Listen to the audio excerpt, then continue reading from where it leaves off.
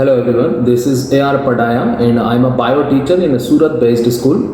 ये वीडियो बनाने के पीछे का जो एक मकसद है, खास करके मेरे सूरत के अंदर या अहमदाबाद हो या देश के ज़्यादातर हिस्सों में कोरोना का जैसे री राउंड शुरू हुआ हो, ऐसी परिस्थिति का निर्माण हुआ है।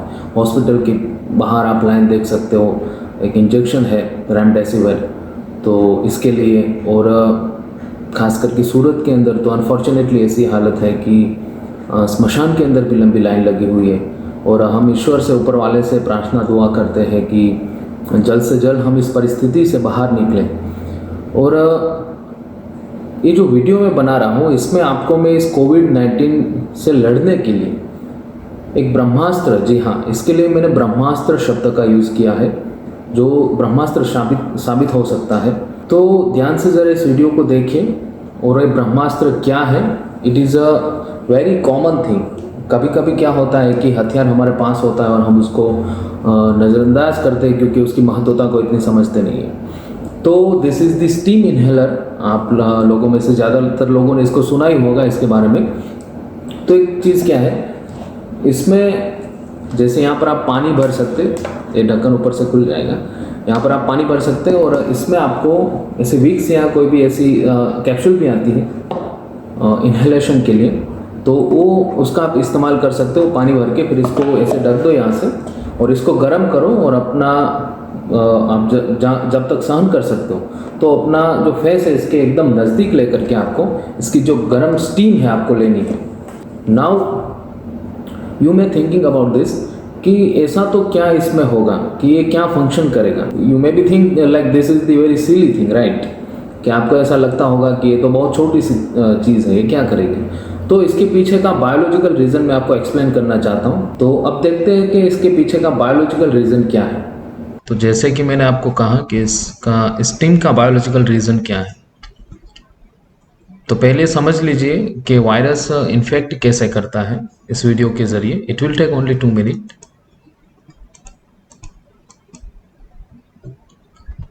जैसे कि वायरस जो है, this is the structure of corona virus. एक प्रोटीन होता है आउटर शेल में और इंटरनल आरएनए स्ट्रैंड होती है, बाकी 2-4 एंजाइम उसके पास होते हैं। दिस आर द सेल, जैसे कि आप देख रहे हो यहाँ पर, आपके लंग्स के सेल है।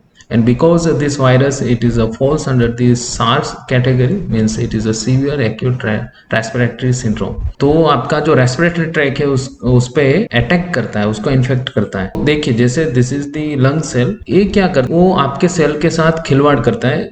For example there are so many receptors, बाहर की साइड काफी सारे रिसेप्टर्स होते हैं। तो रिसेप्टर्स को, this is the receptors, right?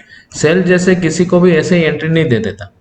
तो ये रिसेप्टर जो है पहले उसको पहचानते हैं कि हाँ ये अपना ही इंसान है, तभी इसको हम, माने ये अपनी ही चीज है, तभी इसको हम अंदर एंट्री दे सकते हैं। तो इस रिसेप्टर के साथ है खिलवाड़ करता है। तो जैसे फॉर एग्जाम्पल एक की की तरह काम करता है। तो ये लोग को होता है कि मेरी की है, तो इसको माने एंट्री दे देता है। तो जैसे अंदर एंटर हो गया, अभी इसका रेप्लिकेशन कंटिन्यूस मैनर में शुरू हो जाएगा और वो हमारी ही मशीनरीज का यूज करेगा। तो वायरस खतरनाक तभी हो जाता है ना, बैक्टीरिया हमारी मशीनरीज का यूज नहीं करते, लेकिन ये हमारी रेप्लिकेट मशीनरीज जो होती है उसका यूज कर देते हैं। मिसाल के तौर पर आसान भाषा में समझिए कि आपके पास एक ऐसा कारखाना है, ऐसा you have a production house of weapon का प्रोडक्शन हाउस है, और आपको किसी ऐसे ही उलझन में डाल के आपका एनिमीज आकर के आपकी मशीनरीज का यूज करके वो अपने लिए वेपन बनाता है और उसको आपके अगेंस्ट यूज करेगा। तो this is the simple thing about virus, कि हमारी मशीनरीज का यूज करके और रेप्लिकेट। अभी आपके लंग्स में क्या करते हैं, you can see here, this is the very simple structure of lungs. जैसे ट्रेकिया है, फिर वो डिवाइड होती है प्राइमरी ब्रोंकाई के अंदर, फिर वो ब्रोंक्यूल्स, फिर primary, secondary, tertiary, terminal bronchioles, ऐसी काफी सारी आती है। इसका फंक्शन क्या होता है, और अल्टीमेट जो लंग्स के एंड का जो स्ट्रक्चर रहता है, इट इज एल्वियोलाई। तो ये एल्वियोलाई को अटैक करता है, उसके ऊपर अटैक करता है। अभी एल्वियोलाई का फंक्शन जरा सुपरफिशियली समझ लीजिए। जो आप ऑक्सीजन लेते हो उसको अंदर भेजता है ब्लड सर्कुलेशन, और ब्लड सर्कुलेशन में से CO2 को निकालता है। तो this is the very basic function of alveoli. जैसे कि यहाँ पर आप देख सकते हो कि एल्वियोलाई के सराउंडिंग कैपिलरीज होती है, कैपिलरीज में से CO2 एल्वेलाई में आता है और एल्वेलाई में से O2 कैपिलरीज में जाता है। मेन फंक्शन एल्वेलाई करता है लंग्स के अंदर। तो अभी आप देखिए, जैसे कि कोरोना वायरस का इन्फेक्शन अगर किसी को सीवियर इन्फेक्शन हो जाता है, वैसे तो हमारा शरीर उसके अगेंस्ट लड़ता ही है, लेकिन सीवियर इन्फेक्शन हो जाता है तो देखिए क्या होता है कि वो एल्वेलाई को टारगेट करता है। और वैसे हम सब में एक डिफेंस मैकेनिज्म होती है, it is a hair like cilia. When you sneeze it is almost around 250 kilometre per hours, जो विंड की स्पीड होती है उस स्पीड से आप स्नीज करते हो, तो नो डाउट काफी सारे जर्म्स है, बैक्टीरियाज है, वायरसेस है, वो इस स्नीजिंग से निकल जाते हैं। This is one of our defence mechanism. दूसरा आप देख सकते हो कि दिस इज द मैक्रोफेज, जैसे कैसे पकड़ रहा है एक एक वायरस को और वो अंदर जैसे खा जाएगा उसको मैक्रोफेज। और काफी सारे बी सेल है, टी सेल है, और डिटेल में हमें नहीं जाना, it is not concern to you, superficial इसको हम समझ रहे हैं। अभी देखिए, तो ये कोरोना वायरस जो आपकी एल्वेलाई है, हमने लंग में इसका स्ट्रक्चर देखा कि वो कहाँ पर लोकेट है। एल्वेलाई जो है उसको ये पूरा इन्फेक्ट कर देता है, देखिए। और अभी जो मैं आपको बात जो मैंने आपको कही कि ये स्टीम क्या करेगी अंदर जाकर के, this steam will create adverse condition for that particular virus, so they can not replicate, right. अभी ये स्टीम जो है उस वायरस के लिए ऐसी एडवर्स कंडीशन वो क्रिएट कर देगी कि जिसकी वजह से वो रेप्लिकेशन उसका स्लो हो जाएगा, कम हो जाएगा। अच्छा, इतने में आपके शरीर की जो डिफेंस मैकेनिज्म है उसको वक्त मिल जाएगा और उस टाइम के अंदर वो वायरस के ऊपर अटैक करें। मैं आपको ये सजेस्ट कराऊं कि ये जो इनहेलर है आपको हर एक घंटे के अंतराल पे, हर एक घंटे के इंटरवल पे आपको लेना है। जैसे कि आप फॉर एग्जांपल मॉर्निंग में 9 o'clock लेते हैं, तो 9 o'clock जैसे आपने 10 to 15 मिनट इनहेलर को लिया, उस वायरस के लिए एडवर्स कंडीशन हो गई, अभी वो रेप्लिकेट नहीं हो सकता या कम हो गया, तो इतने में आपकी डिफेंस मैकेनिज्म ने उसके ऊपर अटैक वैसे तो कर ही रहा है, लेकिन वो ज्यादा अटैक उसको करने का मौका मिलेगा, क्योंकि दुश्मन अभी जैसे कि अनकॉन्शियस है। वैसे तो इस वर्ड का हम इस टर्म का यूज नहीं कर सकते, क्योंकि virus outside of the body dead ही होते हैं, वो मुर्दा ही होते हैं। जब शरीर के अंदर प्रवेश करते हैं, एंटर होते हैं, तो फिर वो जिंदा होते हैं। तो it is again different concept, we are not going to talk about it. तो ये जो वायरस है ये एडवर्स कंडीशन में आ जाएगा, इसका इन्फेक्शन जो है वो कम हो जाएगा। जैसे अभी आप देख सकते हैं कि अभी ऐसा कोई स्टीम आप नहीं ले रहे, तो काफी ज्यादा यहाँ पर म्यूकस क्रिएट कर दिया है, इसीलिए आप जो है वो सांस जब लोगे तो ऑक्सीजन इतना अंदर पहुंच नहीं सकेगा और आपको बहुत दिक्कत होगी। और इसीलिए हम वेंटिलेटर पे पेशेंट को रखते हैं। तो और देखिए यहाँ पर आप देख सकते हैं कि काफी ज्यादा इन्फेक्शन अगर किसी को हो जाता है तो पूरे लंग्स में ऐसे धब्बे भी दिख सकते। तो this are the some symptoms of this virus, देख सकते हैं आप अपनी स्क्रीन के ऊपर। तो ऐसी कंडीशन में हम वेंटी पे क्यों पेशेंट को रखते हैं, तो वेंटी जो है वो प्रेशर दे करके जैसे पेशेंट को, ताकि सांस लेने में तकलीफ ना हो।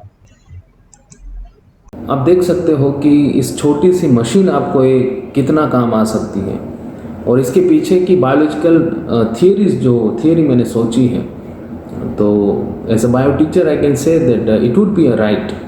और जब कहीं कितने लोगों को मेडिकल फैसिलिटीज़ नहीं पहुंच रही है, आप देख सकते हो कि हॉस्पिटल्स में भी लंबी कतारें हैं, और जो होम क्वारंटीन है वो तो जैसे वंचित ही रह जाते हैं मेडिकल फैसिलिटीज़ से। और ख़ास करके हमारे घर के अंदर तो ईश्वर की दया कृपा है कि हमारे घर में काफ़ी सारे लोग मेडिकल फील्ड से कनेक्टेड है, तो फिर भी we people are facing so many problems. और मैंने जैसे इस स्टीम इनहेलर का ऑब्जर्वेशन भी किया कि इसके यूज़ से काफ़ी बेटर फील करता है पेशेंट। तो जब मैंने अपने घर की परिस्थिति को ऑब्जर्व किया तो सोचा कि जब हम इतने लोग मेडिकल फैसिलिटीज़ से बिलोंग करते हैं, फिर भी इतना प्रॉब्लम हम फेस कर रहे हैं, तो उन बेचारे लोगों को क्या होता होगा जिनको मेडिकल का दूर दूर तक कुछ नॉलेज ही नहीं है, और in fact they are helpless to get medical facilities, तो उनका क्या होता होगा। तो इस वजह से इस वीडियो को मैंने बनाया, और आशा करता हूँ कि आपको ये चीज़ काम आए। तलवार का ना सही, कम से कम है सुई का तो काम करेगा ही, और ज़्यादा से ज़्यादा लोगों तक इस वीडियो को, इस बात को फैलाएं। अंत में मैं आपको एक बात और ज़रा कह दूं कि जब भी आपको कोरोना के सिम्टम्स है तो वो वैक्सीन लेने मत भागे जाना, क्योंकि वैक्सीन कोई दवाई नहीं है, एक बात खास समझ लीजिए आप, वैक्सीन दवाई नहीं है। जैसे कि आपको सर दर्द होता है तो you are taking paracetamol, so it is a tablet, लेकिन वैक्सीन ऐसे कोई दवाई नहीं है। वैक्सीन क्या चीज़ है? इट इज़ इनएक्टिवेटेड प्रोटीन और इनएक्टिवेटेड वायरस, डीएक्टिवेटेड भी आप कह सकते हैं जिसको।